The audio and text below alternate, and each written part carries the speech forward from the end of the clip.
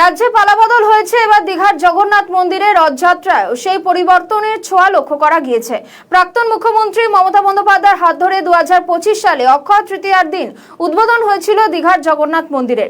গত বছর সোনার ঝাড়ু দিয়ে রাস্তা পরিষ্কার করে রথের রশিতে টান দিয়েছিলেন মমতা বন্দ্যোপাধ্যায়। রাজ্যের পালাবদলের পর তৎপরতাও বেড়েছে। এবার দীঘার রথে পুরীর ছোঁয়া।